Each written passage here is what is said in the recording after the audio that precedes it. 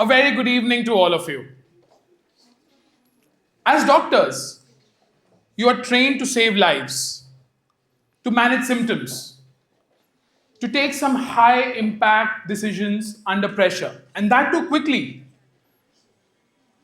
But no textbook in this world ever taught me to actually take care of an elderly mother who cries in pain and gets repeatedly admitted for her minor ailments to other hospitals, every visit leaving her more disoriented, more withdrawn.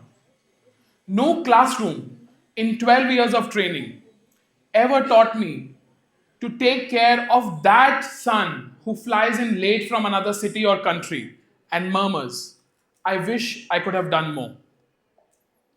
And no classroom ever taught me to take care and understand this is not the hospitalization what she needed. My name is Dr. Charu Dutt Arora, a proud alumnus of Topiwala National Medical College and Nair Hospital.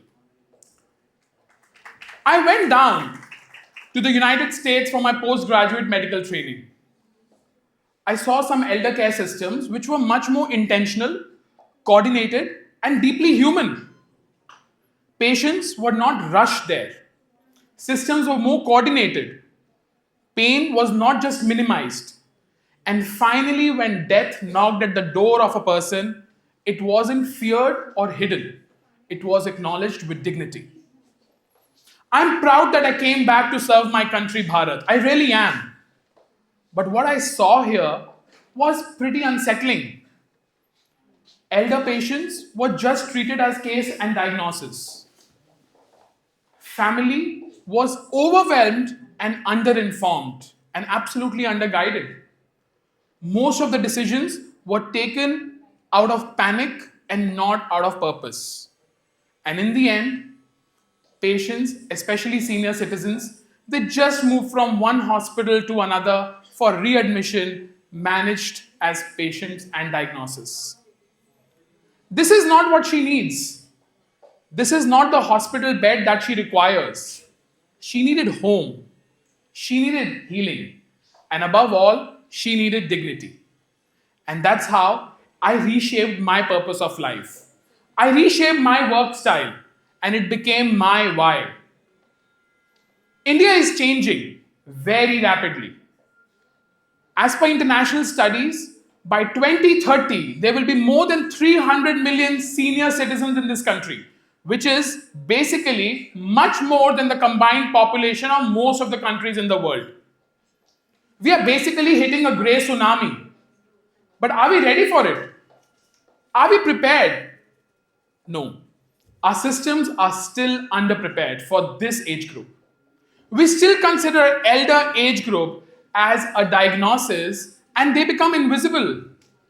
We still consider aging as an emergency, as an acute care.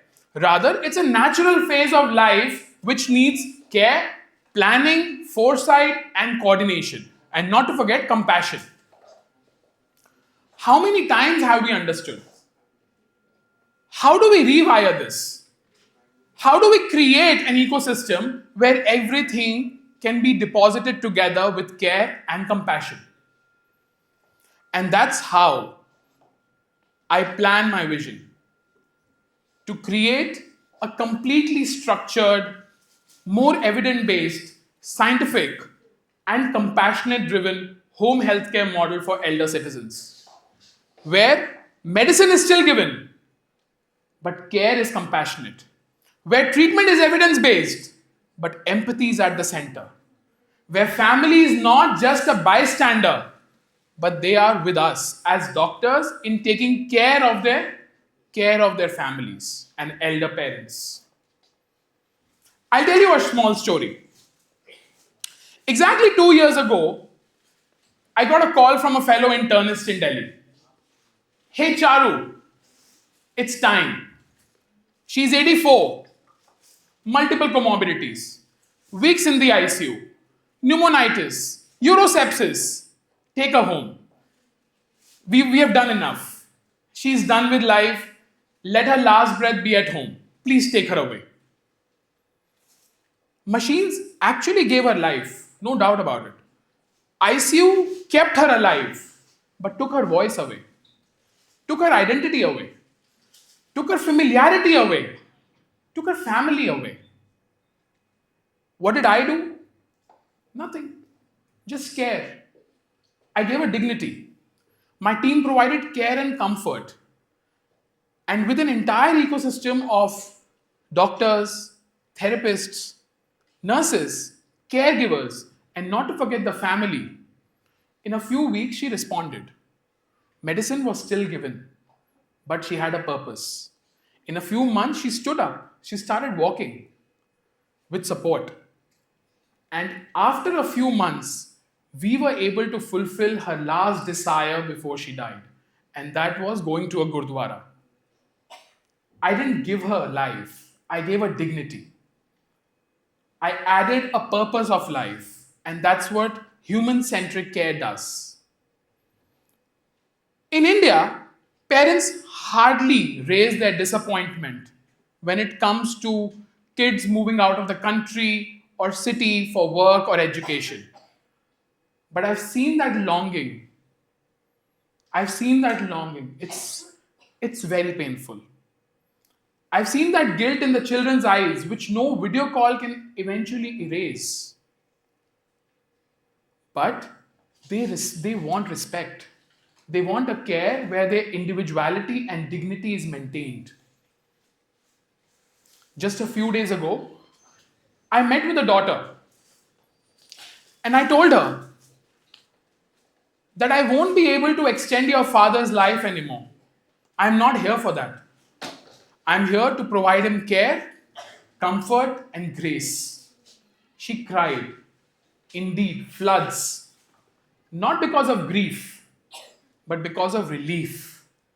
That done, she is fighting, and now is the time to just focus on being with him. And eventually he passed away in a very dignified way. Home healthcare model restores trust. It gives the children a peace of their mind that their parents are safe. And it gives elders an opportunity to age with grace, with dignity. And in my practice of 10 years, I have come to realize that dignity is the true currency of healthcare. I'm not here to offer any solutions, nor I am capable enough, but I'm here to ask you a few questions. How can we remodel this entire aging system? If you are in healthcare, have you ever thought that you cannot think aging just as a responsibility, but also as a reverence? If you're a family member, have you ever had a thought to talk about your family members or aging adults about the dignity of death? Might be uncomfortable, but very essential. The way we as a family plan our futures, our careers, our weddings, how many times do we actually discuss aging when we know it needs a foresight? And a foresight that can benefit not only them, but you as a child as well. How many times, if you are an innovator, how many times have you thought about bringing a care tool which brings care closer to your parents' home? And if you're a policymaker, have you ever thought that being in home care is not just a privilege but a right of an elderly? I don't know how much you believe with this, but for me, in our culture, we always touch our seniors' feet to seek their blessings. It's considered sacred. Let's not forget them when they need us the most. Let's take them home where photo frames carries memory of a lifetime, where the smells are so familiar that they bring in memories, and the silence is not sterile, but it's sacred. Let's not abandon them when they need us the most. Let's bring them to home. Let's bring their ecosystem and care to restore dignity. Let us change the model of aging from panic to purpose, from crisis to compassion, because home is where true healing belongs. Thank you so much.